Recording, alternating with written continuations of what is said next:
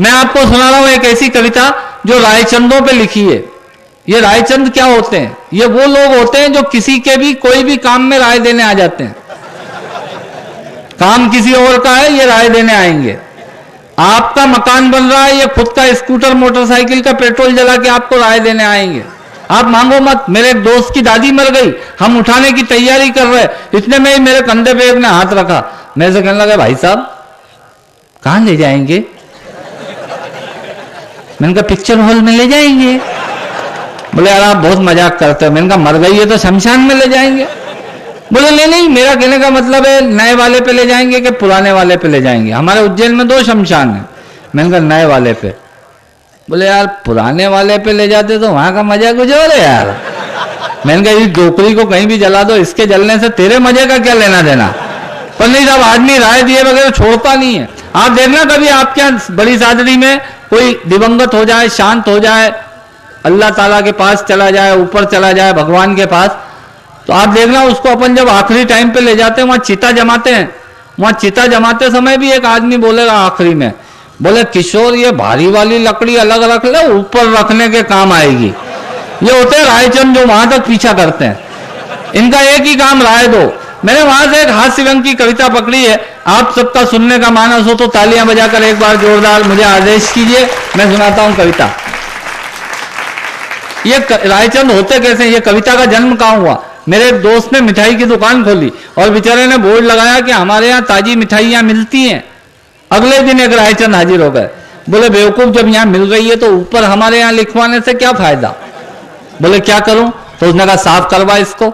उसने बेचारे ने हमारे यहाँ पुतवा दिया पेंटर से। अब उस पर लिखा हुआ था ताजी मिठाइयां मिलती हैं। अगले दिन फिर एक रायचंद हाजिर हो गए। बोले क्यों रे, मिठाई भी कोई 2-4 महीने पुरानी बेचता है क्या? तो उसने कहा नहीं। तो बोले फिर ये ऊपर ताजी लिखाने से क्या फायदा? इससे लोगों को शक होता है। बोले क्या करूं?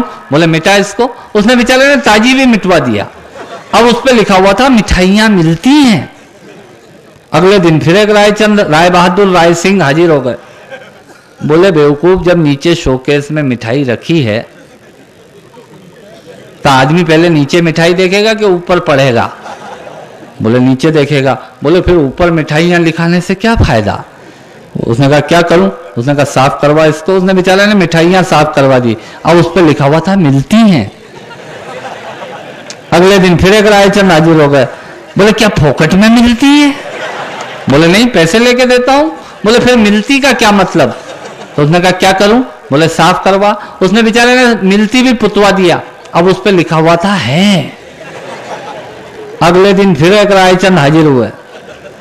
बोले बेवकूफ, जब शटर खुला है, दुकान का दरवाजा खुला है, तू है, मिठाई है, इसका मतलब है कि है। बोले क्या करूं? ये बोले ये ऊपर फालतू में है लिखवा रखा है, इसको पुतवा। उसका पूरा बोर्ड उन रायचंदों ने, राय बहादुरों ने, राय सिंहों ने साफ करवा दिया। साहब ये कौन होती है? रायचंदों की, राय सिंहों की, रायचंदों की। पर इतना भी होता तो गनीमत थी। प्रकाश जी अगले दिन फिर एक रायचंद हाजिर हो गया। बोले यार इतना प्यारा बोर्ड खाली पड़ा, इस पे लिखवाता क्यों नहीं कि हमारे यहाँ ताजी मिठाइयां मिलती हैं? ये कौन होती है साहब? रायचंदों की। मैंने वहां से एक कविता निकाली। कविता का शीर्षक है मजा ही कुछ और है। सुनिएगा, और जहां मैं बोलूं मजा ही कुछ और है, आप ताली बजा देना। आप देखना एक कवि की दृष्टि कहां कहां जाती है। बिना राजनीतिक पार्टी का नाम लिए, बिना किसी राजनेता का नाम लिए अपना पूरा काव्य पाठ करूंगा। मैं आपको आश्वस्त करता हूं, मैं राजनीति पे कतई नहीं बोलता, क्योंकि राजनीति पे कविता लिखना हमारा धर्म भी नहीं है। तुलसीदास ने कविता लिखी थी राम पे। ये हमारा दुर्भाग्य है कि हमको न जाने कौन कौन से रामों पे कविता लिखनी पड़ रही। सब कहना चाहता हूं, सुनना, कविता का शीर्षक है मजा ही कुछ और है। आनंद के साथ सुनना, जब मैं कहूं मजा ही कुछ और है ताली बजा देना। दांतों से नाखून काटने का, छोटों को जबरदस्ती डांटने का, पैसे वालों को गाली बकने का, मूंगफली के ठेले से मूंगफली चखने का, कुर्सी पे बैठ के कान में पेन डालने का, और एसटी की बस की सीट में से स्पंज निकालने का। मजा ही कुछ और है, मजा ही कुछ और है। दांतों से नाखून काटने का, छोटों को जबरदस्ती डांटने का, पैसे वालों को गाली बकने का, मूंगफली के ठेले से मूंगफली चखने का, कुर्सी पे बैठ के कान में पेन डालने का और एसटी की बस की सीट में से स्पंज निकालने का। मजा ही कुछ और है। एक ही खूंटी पे ढेर सारे कपड़े टांगने का, पूरा मनोविज्ञान है, पढ़े लिखे लोग सुने। एक ही खूंटी पे ढेर सारे कपड़े टांगने का, नए साल पे दुकानदार से कैलेंडर मांगने का।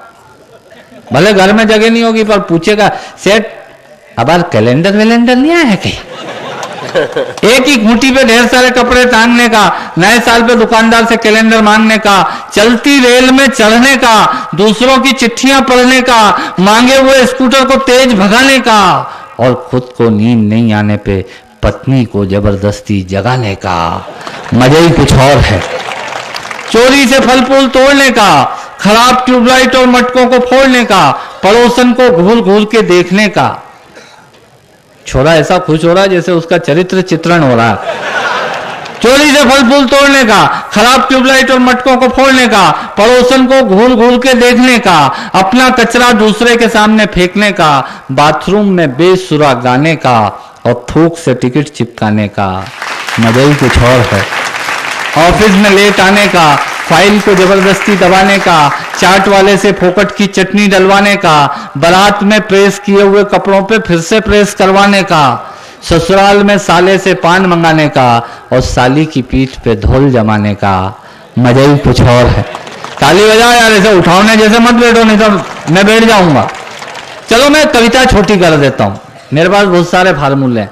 मैं कविता छोटी करता हूं। ब्याज के माल से मलाई खाने का, थर्ड क्लास ससुराल को फर्स्ट क्लास बताने का, पंगत में बैठ के एक ही सब्जी के लिए दो दोने लगाने का, आरती में सबसे ज्यादा फटा हुआ नोट चढ़ाने का, दूसरे के टेलीफोन से चिपकने का, गुटकी और पान इधर उधर पिचकने का, कमजोर से बेमतलब लड़ने का और पत्नी को रोज रोज परेशान करने का। मजा ही कुछ और है। मित्रों, श्रोताओं को भी कविता सुनाने का मजा ही कुछ और होता है, पर मन मेरा उस वक्त रोता है जब मजे के लिए शब्द अपने अर्थ खो जाते हैं और कुछ श्रोता तो बैठे बैठे ही सो जाते हैं यदि आप जीवित और जागृत हैं तो प्रमाण बताइए। कविता खत्म करता हूं, तालियां बजाइए।